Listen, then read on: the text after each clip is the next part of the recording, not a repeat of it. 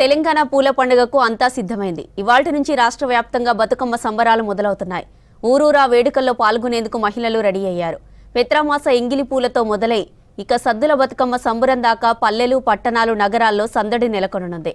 బతుకమ్మ బతుకమ్మ ఉయ్యాల అంటూ ఉయ్యాల పాటలతో ఆడి పాడనున్నారు ఆడబిడ్డలు. 9 రోజులు ఆటపాటలతో తెలంగాణ మారుమోగనుంది.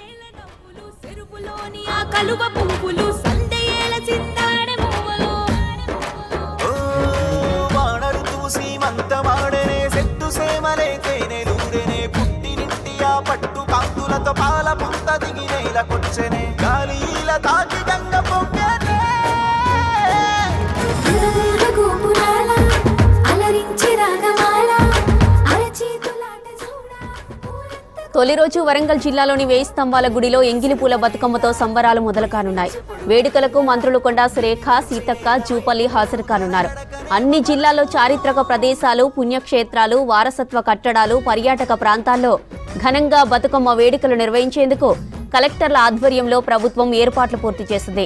ఇక రాష్ట్ర వ్యాప్తంగా 9 రోజుల పాటు పండుగ నిర్వహించనుండగా సద్దుల బతుకమ్మతో వేడుకలు ముగియనున్నాయి.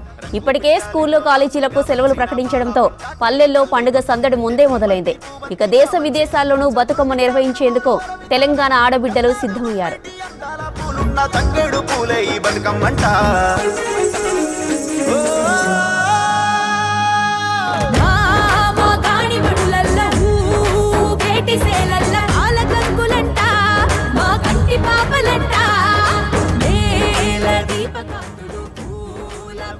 బతుకమ్మ పండుగ మహాలయ అమావాస్య లేదా భాద్రపద అమావాస్యతో ప్రారంభమవుతుంది.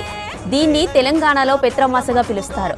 ఇవాళ గునుగు, తంగేడు, పట్టుకుచ్చులు, బంతి, చామంతి లాంటి రకరకాల పూలతో బతుకమ్మను పేర్చి మహిళలంతా ఒక చోట చేరి ఆడిపాడడం మన సాంప్రదాయం. మొదటి రోజున పేర్చిన బతుకమ్మను ఎంగిలి పూల బతుకమ్మగా పిలుస్తారు. బతుకమ్మకు అవసరమైన పూల కోసం ఊరు బయటకు వెళ్లి చెట్లు, గట్లు, పొలాల వద్దకు వెళ్లి సేకరిస్తారు. తీరొక్క పూలను తెచ్చి బతుకమ్మను పేరుస్తారు.